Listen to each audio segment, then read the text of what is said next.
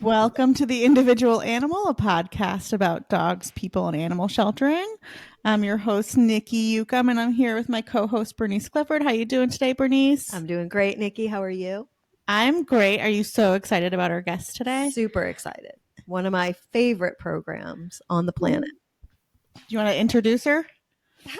I don't think she needs a ton of introduction, but we have Aimee Sadler here today from Dogs Playing for Life. And we're going to talk to her about her different programming that's going to help with lots of shelters and really helps with owners and their dogs as well. So thanks, guys, for having me. I mean, it's a big honor. Like Bernice, I can't believe that I'm getting to see your face as much as I have in the last 2 weeks. So that's so cool. Yeah, you guys just got back from Florida together. We did, yes. How was that? Good? I think it was very good. You guys visited some shelters, right? We visited Furry Friends and Palm Beach Animal Care and Control. And both were doing great work. Very, very proud of the work they're doing. And we were there talking about collaborations, which are really, really important for sheltering as we see it today.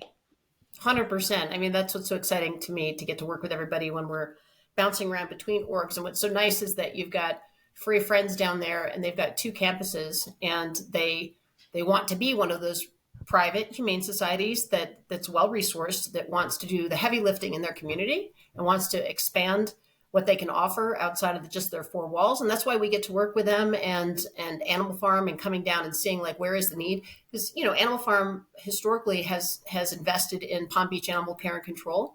And so we wanted to kind of reinvigorate and connect some dots. It's so, we see it over and over again, is that you've got people working alongside one another, but they just don't know how to get into that collaboration mode. So we wanted to make sure that we're not duplicating efforts and that we can be as efficient as possible. And so that's what that whole get together was about. And it was big fun. We connected with Tibor Feigl of Zen Canine, because he's a huge volunteer at Palm Beach. I think he's been volunteering there for 14 years, he said. So it was really nice to get everybody together. Like, how can we do better for this community population of dogs collectively? And it was awesome. And it looked like they had big, huge play yards there too, right? From the pictures, it looked like, to me anyway. Yeah, I mean, they have this beautiful campus. I mean, it's always been great since the first time I ever saw it. It's like, wow, the potential. It really does rival the beautiful property that we have up in Lake City. And it's nice to see they really do want to implement as much version of DPFL programming as they possibly can. So, they're copying and with full approval. Like, we want them to copy. And so they built out a huge free roam yard like we have at the Canine Center, because they could see all the benefits that we can provide for the dogs. So they're doing it. So it was really impressive. That's Furry Friends. Right. Yes. Okay. Yep. But speaking of the play yards at Palm Beach, they also have heavily invested in their play yards and made it a really shade is expensive down in Florida, because it has to be hurricane proof and all this kind of stuff. And so they've made the full investment to get those yards built out to full DPFL recommendation specs. So they were incredible. So that was awesome to see. Yeah. Something I liked, Aimee, and you've probably seen them more, but it's the first time I saw all those catch pens on the side, which makes it really nice if you've only got 1 or 2 people and you don't have a bunch of runners, because they could get a bunch of dogs out and then add them into the yard. Yep. Oh, wow. That's awesome. Yeah, no, I was super impressed. They're kind of like sitting there on deck. And it's funny, it's a term that Tibor has always used, and I think it's great. He calls it, we just let the dogs marinate for a little bit before they come into the play yard. And I'm like, I think that's just such a great concept. Sometimes, of course, you could have a dog that ends up sitting there that's a little fractious, a little reactive, and then a little disruptive. But then the handlers can make their choice about what rearrangement, and they have connected yards. So they can, if one is having difficulty waiting their turn while they're marinating in their catch pen, they can still move the dogs over, bring that dog in, and then do a one-on-one introduction if they want. So the efficiency of those yards is incredible. That was a great point, Bernice. How is the population down there in West Palm for dogs? A lot of them. A lot of them? The population. Yeah. You mean specifically at Palm Beach or at all the facilities? Well, at all the facilities. Yeah, I mean, I thought it's the population that we've been seeing. I think that, to your point, Bernice, there's too many of them everywhere. We've got too many dogs. We all know that across the board in sheltering right now, we've got some stagnant outcomes. So, and we were hearing from them about the difference between placing larger dogs versus smaller dogs. That seems to be a challenge around the country too. So the population is what it is. All those little individual faces. So I'm going to assume most people know about Dogs Play for Life. We've had you on the podcast in the past a while ago, but you've been doing so much with classes and mentorships and things like that. So do you want to get into a little bit about what you're doing with the mentorships? Oh, well, thank you. Yeah, it's our critical objective for 2024, because the truth of the matter is, as we've been talking about, shelters are pretty overcrowded. We've got a huge demand. We can't get to everybody fast enough. And thank you guys for jumping in and helping to get Playgroup implementation going in your region and everything. So that's exactly what we need. We need more boots on the ground, DPFL friendlies running around, focusing on ensuring that these dogs have an excellent quality of life while they're waiting to go home. So we have our Will and Fund scholarships that we really want to encourage people to go take a peek on our website. It's Dogs Playing for Life, all spelled out. You can get to it with .com or .org. And there's a page specifically for the Will and Fund. It'll tell you all about what that's about and why it exists. And I'm not going to tell you about that here because I don't want to cry. So, but in the spirit of the Will and Fund, and we want to get as many people educated and feeling comfortable jumping in and helping volumes of dogs that are living in the adverse conditions of kennels. And so we want people to come shadow with us, shadow with Animal Farm Foundation, shadow with our partners that have their playgroups and everything established, come mentor with us. And the thing that's cool about, I love the shadow program, because if you're an individual, if you're a volunteer or you're a staff member at a shelter, or you're just a training enthusiast, you could just come and spend as many or as few days as you'd like with us. And we just kind of meet you where you are. You tell us what you're most interested in learning. It's not a structured curriculum. So you get to just kind of come work dogs with us. And that you also can dictate, I'm the kind of learner that would prefer to watch first and then handle, or I'm the kind of learner that wants to jump right in and just have you coach me handling, so we can really customize it for you. The mentorships are more structured. We have the level 1 mentorships that focus on playgroup implementation and basic kennel routines, like the basic training and manners for shelter dogs, so basic kennel routines and loose leash walking. That's our level 1 mentorship that is for 4 days, and it's hosted currently at Jacksonville Humane Society. Furry Friends would like to be one of the shelters that hosts mentorships in the future. And then we also have the level 2 mentorships, and we're now we're really focusing on our stranger danger work. This is really good for even private dog owners, right? So if you've got a dog that's having trouble meeting new people, and that's a huge problem in shelters, because we know that these dogs like people and can warm up. They're just nervous initially. So then we end up in these problems trying to introduce them to adopters. So we've got a program that is very specific about that. And we've been refining. We've learned so much about this really critical routine that seems to help the dogs feel more comfortable. So there, I've blathered a lot. I will shut up now and see what else I can answer for you. So the first one that you were talking about, the Will and Fund, is that are you just paired up with like one other person for it to be so personalized? How does that work? So the Will and Fund actually is the scholarship opportunity that you can apply for, that to be sent to a mentorship, a level 1, a level 2, or to shadow. Right. So so the shadow program. I'm sorry. So that's just a funding opportunity. That's just a sponsorship opportunity for you, whatever your interests are. And the difference between what were you asking about the shadow program? Yeah, you'll work with all the different trainers and handlers. We interview people originally, kind of see where they are, what their interests are. We want to make sure that we have the right level handlers and trainers on site to make sure that you get a good experience as a learner, so it meets your needs. So that one's very customized for each person. Okay. That's really cool. I didn't realize that it was so customizable. Yeah. Oh, and those, just to let you know, though, the level 2 mentorships currently and the shadow program is at our Canine Center, Florida. So that's in North Central Florida. And we do have the daily rate for those programs. It does include the option of a dorm room. You don't have to stay in our dorms, but we have dorms if they're not full, then that's part of that cost. So it can be very affordable too, especially if you get a Will and Fund scholarship as well.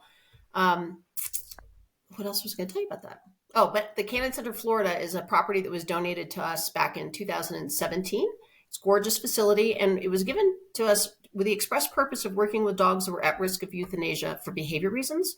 So we do have dogs that come from around the country, but recently we're really trying to focus on Florida because there's a huge need here. And we're also shifting our model so that we're working with some of the dogs that are decompensating in our adoption centers, and that these are not necessarily dogs that we would have originally labeled as behavior dogs, right? They didn't come in necessarily with behavior problems, but because they're having to maintain themselves for too long in stressful kennel environments, some of them, we start to lose them. I think we all know that story. So we want to make sure we're seeing that happening more and more. So we're wanting to help shelters with that population that's starting to struggle and that they're losing, because there are perfectly good dogs that are at risk now. So we're kind of shifting to a model of we're still going to help some of the more challenged dogs, but not as many. Take in these kind of probably your jumpy mouthy dogs, the typical fearful or jumpy mouthy, the ones so that we also have a lot of lower level students can come work dogs with us too. Prior, we were working pretty advanced cases, so maybe some of our dogs wouldn't have been appropriate for students, although most of them got there with their training. That was the whole point. But now we're going to have a larger population of your regular old, obnoxious, struggling dogs that you're all facing in your shelters. Where do you usually get your dogs from? Well, they were coming, we have 39 kennel spaces, and they were coming from all over the country. But, I think we all really want to be as efficient with our resources as possible. And so it's not felt for a long time like, it kills me that dogs are being sent to us from California, right? We need a place in California that those dogs can go that need that extra help, right? Mm-hmm. But in the meantime, if we were the game in town, people were raising the money, and I also hated that. I kind of had this fantasy that we could get sponsorship, and so none of the shelters would have to pay for dogs to come to us. But we don't have the sponsorship for the advanced training like that. We have it for our playgroup implementation and the seminars that we provide all over the country, thanks to Animal Farm Foundation, ASPCA, and Petco Love. But the Canine Center hasn't been, so we have to charge for that. And I hate that shelters have to raise the money, because it's expensive to send a dog for advanced training and behavior work. But they raise the money, and the dogs come from all over the country. We could be full from Florida dogs alone, that's for sure. Yeah. It's a gorgeous facility. Mm-hmm. Huge, great yards there. Yeah.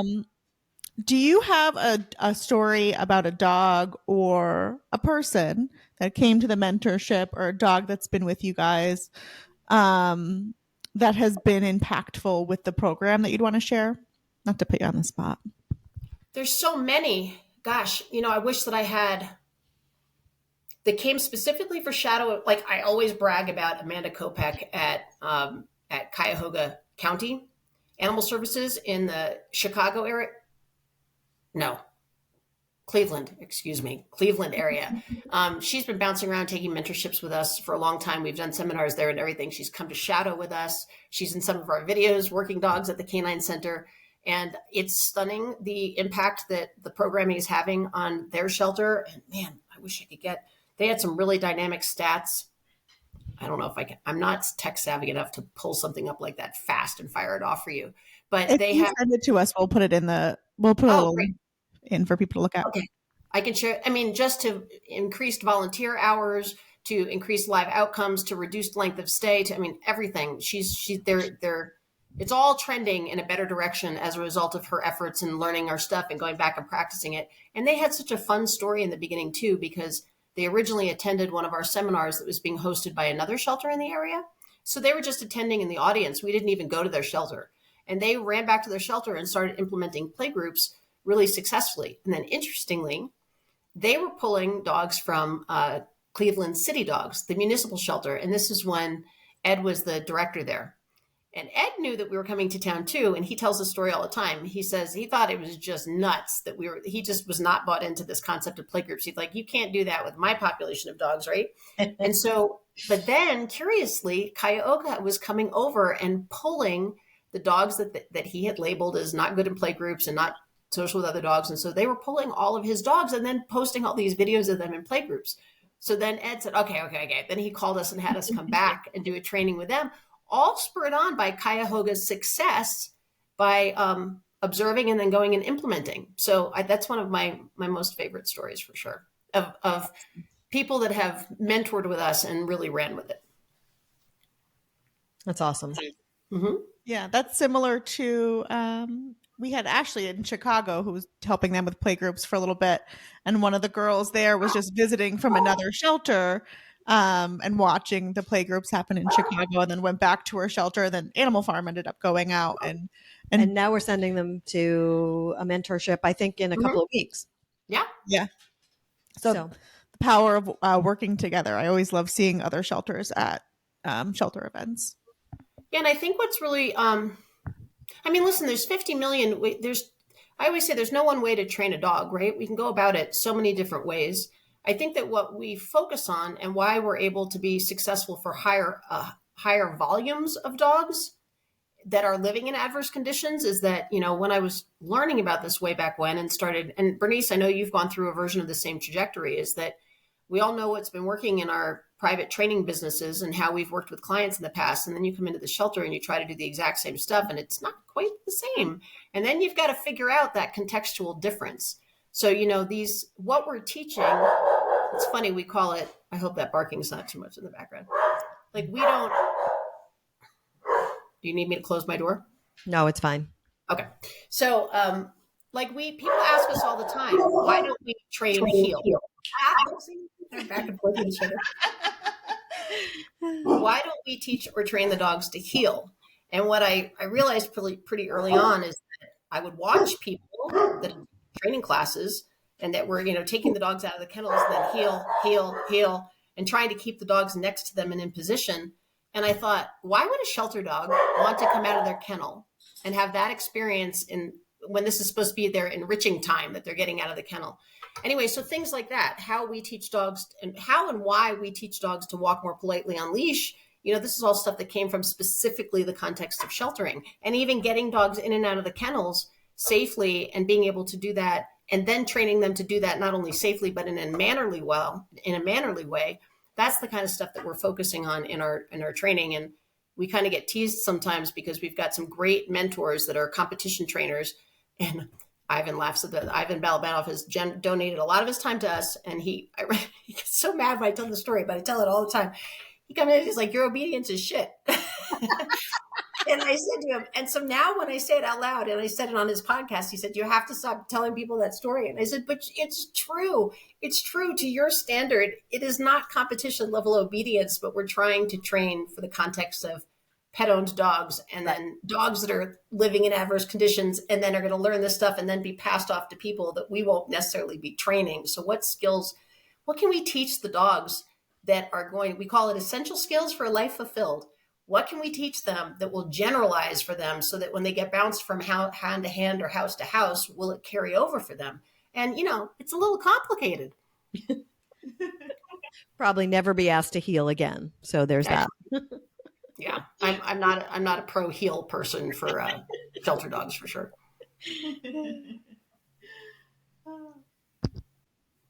If you can't make it out there, I know the girls over at the shelter have been watching your webinars that they've had nothing but like reviews on. So that's also something you offer. How often do you offer those webinars? So we're offering them usually, we're going to ramp up on them, but people are really frustrated with us because they've always been free, all of them. And I'll tell you the story behind that. That's because the sponsorship that we received when we went into the pandemic, just like everyone, we got shut down and we couldn't be out and on the road working with everybody as much. And so the ASPCA and PECO, they were completely agreeable to us creating this big learning library and to be able to provide resources to people that even if we can't access them. So we got to keep trucking with that, right? So that's why all of the webinars have been free. We're going to keep that the same for the Playgroup series. And I would like your opinion, as a matter of fact.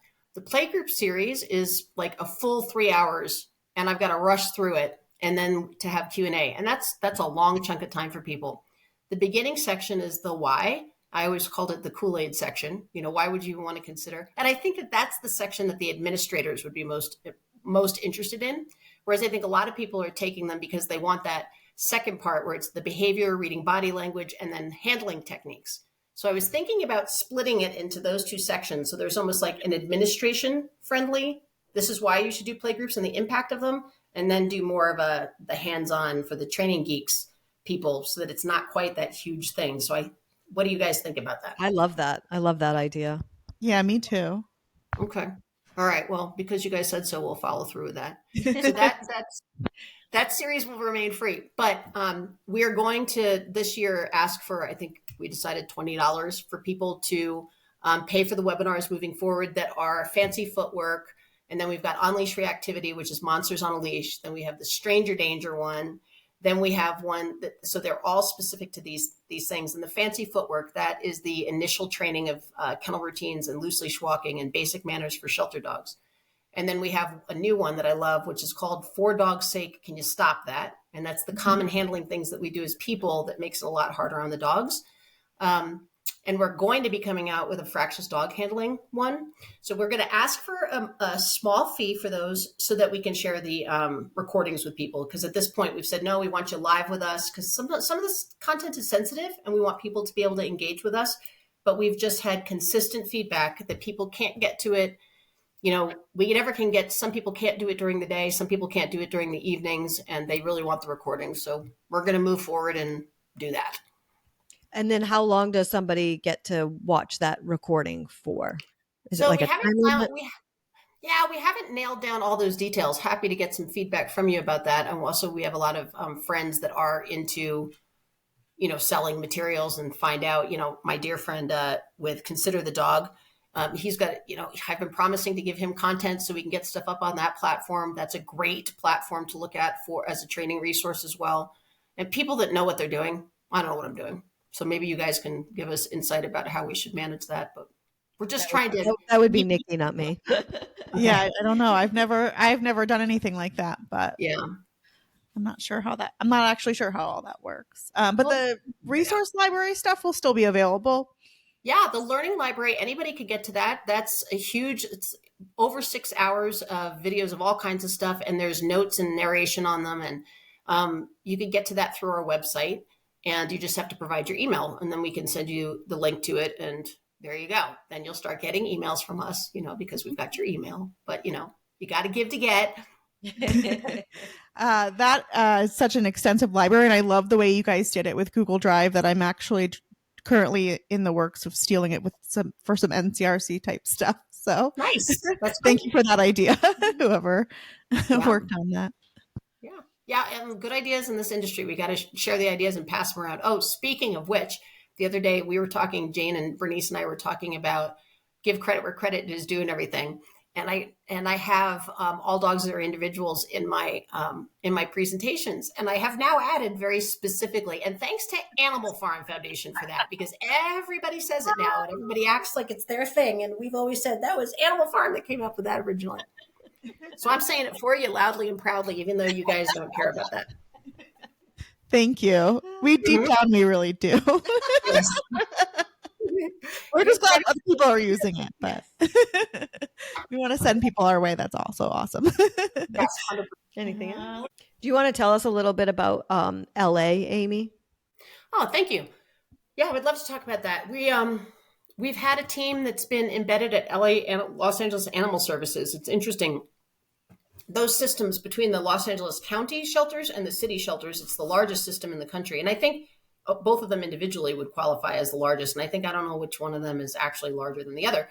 I think it's in total about 130,000 dogs a year between their 13 facilities. But again, they're just different agencies, right? So LA Animal Services, they have 6 shelters, and we have a team that's embedded in the one that is the most challenging for the dogs. That's it's now called Chesterfield Square facility. It was the South Los Angeles facility, but we also bounce up to a couple of their others, and we're hoping that all, we're in the process of contracting to expand that so that DPFL will actually be embedded at each of those care centers, so that DPFL will be providing out of kennel enrichment for the dogs.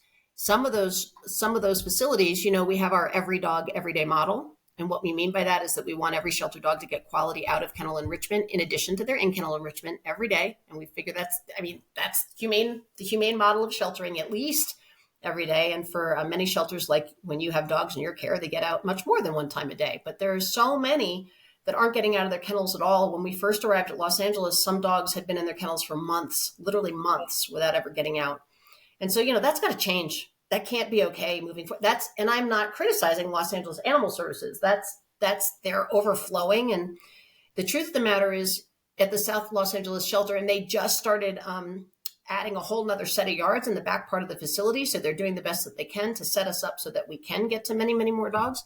It wouldn't even be physically possible to rotate that population in the yards that they had, even if we were using playgroups to be able to hit the every dog, every day model for that volume. They have about 450 dogs. They have more dogs on site at the one care center than is up at the sanctuary in Utah, for example, the Best Friends Sanctuary. Wow. They have that many dogs, right? So there's no way that you can physically move that many dogs through that yard space. So it's also you need dog walkers and everything too. So it's getting Los Angeles Animal Services to the every dog, every day model this is a 3-year project that we've proposed, but we are going to get there if it kills me. That's awesome. What would you say to a shelter that doesn't know where to start? Like they don't do any enrichment programs, no playgroup programs. Like, where's the best place for them to start climbing that ladder? Well, I honestly would say the first thing is to employ a very well, with the right skill sets, volunteer coordinators. I think volunteer coordinators should be almost the highest paid positions in most shelters. And it shouldn't be that these are just duties that you throw on someone's plate. I think that if shelters were really investing in their volunteer coordinators and really developing out tiered handling programs so that volunteers could be matched with the dogs that, and I know a lot of shelters do this, they're doing it intuitively, but if they do it like really well and really aggressively, so that you have all volunteers that want to contribute to improving the condition for the animals are welcome and can be there, and that you've got good systems to match people with the animals that will suit them and that will be safe for them, and where they can really meet the animals' needs, and that the volunteers can enjoy the experience, right? So to be honest with you, if you had absolutely nothing, that's where I would start. Let's say if you've got that in place, then, for us, Playgroups is the foundation for everything. In these high volume shelters, I do not believe it's possible to attend to the dogs adequately if you're not implementing playgroups, because nobody will ever have enough people to hand walk that many dogs, hundreds and hundreds of dogs on site. So the implementation of playgroups is so critically important. It's also critically important for us, even for smaller populations, to be implementing so that you can learn a lot more about the dogs. We're going to stand firm that you can't say that you know anything about a dog's ability or inability to be social with other dogs if you're trying to do on-leash assessments or barrier assessments and then coming to some conclusion. Every single playgroup seminar that we ever do, there is a dog that's been labeled as dog aggressive, no good with other dogs, can't go to a home with other dogs, that doesn't end up being like a helper in playgroups, literally every single time.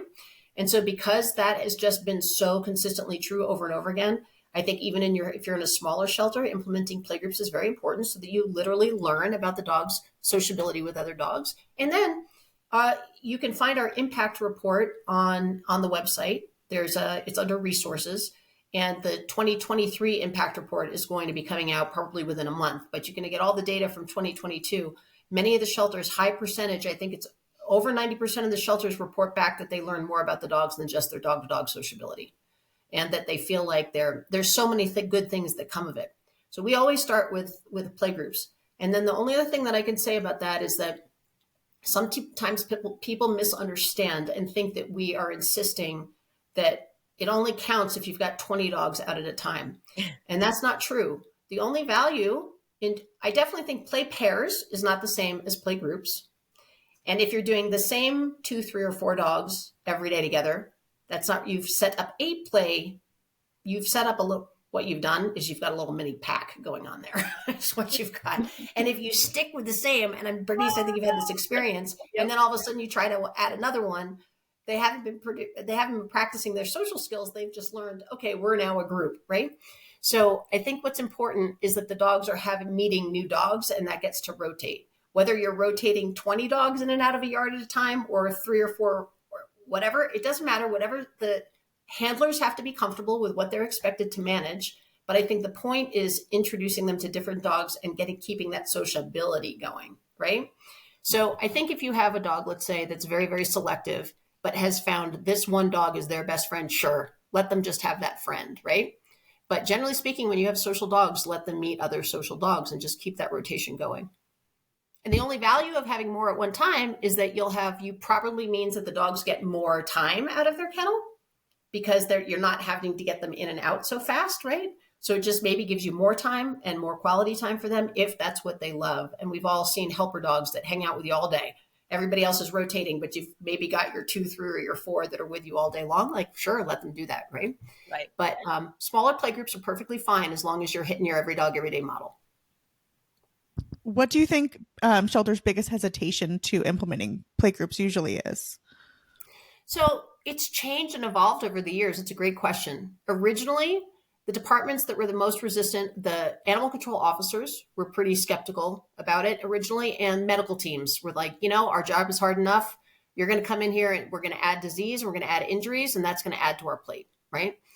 All very logical. And I think the animal control officers just didn't think that the dogs in the shelter environment were going to handle that well. I think that's generally speaking. But over time, especially with the shelter medicine groups like University of Florida, UC Davis, and University of Wisconsin, these shelter medicine programs are really behind the concept of happier dogs are healthier dogs, and healthier dogs are easier, to adopt out. And so if everybody's happier and healthier, then it's going to be easier medically. Now, I would say the biggest resistance that we get is that we're too understaffed. That is the most frustrating of all to me, because the more understaffed you are, the more you need playgroups. Exactly. Unless you're okay with the dogs just being in the kennels for, weeks and months at a time without getting out, and I know that none of us that are in animal sheltering or welfare think that that's okay, right? But I think that the more understaffed you are, you just need, 2 people. I don't know. You got to get something. If you're understaffed, then let's let some volunteers do some things. 100%. Most places. Go ahead. Oh, I was just going to say most places have a set of really dedicated volunteers, and letting them do it is often very helpful. Very much so. And I think that it's interesting. I was just on a phone call with Florida leaders in life-saving, and one of the collaborators that's helping is Sarah. She was talking about, she's assisting Collier County, and it's just very interesting how all these small worlds turn. So some of our really great supporters, they also have their own foundation, the Benny Fund. It's a husband and wife team, and they're amazing, and they love what we're doing. And they are completely running the playgroups down with other volunteers. They're running them at Collier County. And so Sarah was reporting about how things are starting to move and shake at Collier County, and it's great that the life-saving is like their positive trajectory. And part of it is because the volunteers are there running the playgroups. Nice. Mm-hmm. Awesome. Do you have any stories about a shelter being hesitant about playgroups and then just going like full speed ahead? Yeah. One of my favorite stories is actually Bernice. I think you met her when you came up for Willen's celebration of life, but there was a volunteer, this happens often, and she was from Jacksonville Animal Care and Protective Services.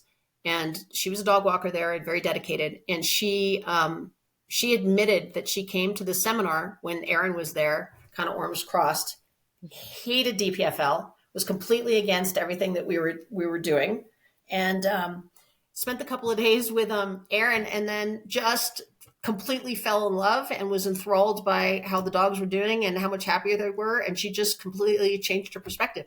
And she loves to tell that story. So I'm happy to tell it for her too. It just changed her mind. And that does happen. Sorry, I was supposed to turn off those notifications so it doesn't come up. It does happen over and over and over again that we see people that are resistant, and it's not necessarily us. It's just the dogs show them. It's kind of indisputable when you've got dogs out there bouncing around having a good time that don't look so hot in the kennels, right? Yep. Mm-hmm. It doesn't hurt that you have a really great, really personable team that helps out as well. Yeah. I mean, I think people like Aaron he is our director of shelter programming, and he loves traveling for a living. I hope that lasts forever. It's not going to last forever. I'm sure. I keep thinking, oh God, I hope that, but Aaron is amazing. And what's so amazing about him is he is as amazing, if not more amazing with people as he is with the dogs. So talk about a person that can change people's minds. Like, I'm the kind of person that I can go in, I can make people mad as much as I can inspire them. It's like one way or the other. They either hate me or they love me. But everybody loves Aaron. And what should a shelter do if they want to implement playgroups? Well, you've got a bunch of options because of the funding that we have. You just email info@dpfl.org and just make it just broad request. We're interested in getting a seminar down to our shelter, or we're interested in some of the other programming, and they'll get the ball rolling for you. Our playgroup seminars, if you are from an open admission municipal shelter, those are sponsored. So it costs you nada, right? There's a little bit of equipment that you've got to get put together for us to come, but that's about it. So it's pretty easy to get that going, but you can just write to us about any level of the trainings that we do. And we also do fancy footwork and the monsters on a leash. We do those trainings at shelters, but not until after they've gotten their playgroups up and running and they're hitting that every dog, every day model, because you guys know what I would say. They're like, well, we need help fixing our reactive dogs. Okay, well, if your dogs aren't getting out of their kennel every day, that's how you start, by fixing your reactive dogs. Me teaching you how to handle and train them differently, it's like 2 steps forward, 3 steps back. If they're just pent up and frustrated in their kennels all day, that's why you have reactive dogs. Yep. Yeah, and I'm assuming you find that most of the dogs they're saying are reactive once they get into the playgroups are not quite a problem anymore. That happens so often that they go into the playgroups and they're great. It doesn't mean the implementation of playgroups will not eliminate all the reactivity that you have, because in the kennels is a totally different picture, right? So, I mean, the dogs are yelling and screaming and calling the, danger, danger all the time with all that barking. So it's a whole different ballgame in there. But you should see a tremendous decrease in reactivity. I mean, that gets reported to us all the time. And we've had our own personal experiences of that Yep. Once you let the dogs go out and play, their leash manners are typically improved. And if they're not improved on their own, they just are so much more biddable and prepared for training because they've gotten all that excess energy out in a very healthy way. Great. Is there anything else you wanted to mention about your mentorships or your shadow program? Right. No, I mean, just that we want to, DPFL, like I said, we've all been working on this, the training and behavior development stuff. Bernice and you and I have been bouncing around with this. When did we meet originally? What year was that? Oh, God, I don't remember. Kate Fraser was still here the first time you came. So it's got to be, wait, we went to you first, me and Jane. Yeah. I feel like that was the first year I was here. So 19 years ago. Yeah. Really long time. We've been in the development of, enrichment and training program for sheltered dogs. Right. And it just keeps evolving, but I lost my train of thought. I hate when I do that. What did you just ask me? What about what did you ask me?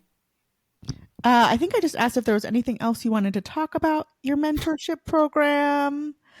There was. Oh, just generally speaking, that I think because we're seeing how urgent things are becoming in the shelters and how we don't feel like we can get to everybody fast enough. And listen, we are always hiring, but it's just even a slow process because it takes travel.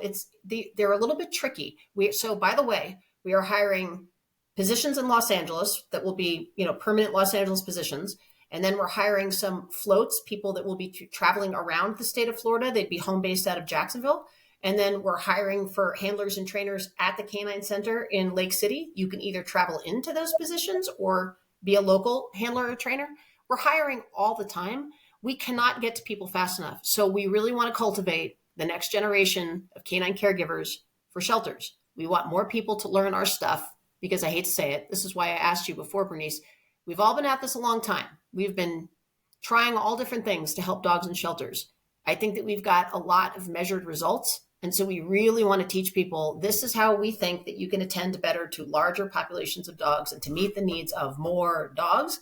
And I just think we can't deny that we all have to get better at that moving forward. Hopefully, we'll all work ourselves out of a job one day, but right now, highest demand ever. So we want as many people coming to learn from us as possible so that we have more boots on the ground because we can't get to everyone. And we appreciate the collaborations like the one that we have with you. Yeah, definitely more collaborations all around. Mm-hmm. Yep. Mm-hmm. I think that sums everything up. Unless you have anything else you want to add about the programs. No, just there's everything that you'd want to know about us is on the website. Again, Dogs Playing for Life, all spelled out. The word for Dogs Playing for Life.com or .org. There's all kinds of stuff in there. You can access the learning library there. You can find out about webinars, when the next ones are coming. You can find out about our mentorships and our shadow program. You can find out our schedule. Because also, by the way, if we're on the ground at a shelter near you, and if it's one of these sponsored seminars, they are required to open that up so people are allowed to attend. So you might be able to catch us blowing through your part of town, and we welcome everybody. And yeah, we just want to help get to more dogs. And that schedule's on the website? Yeah, all of that. You have access to all of it on our website. Great. Love that. All right. Well, thank you, Aimee, so much for taking the time to chat with us today. And thank you for everything that you're doing with Dogs Play for Life and these mentorship programs. I think they're so important.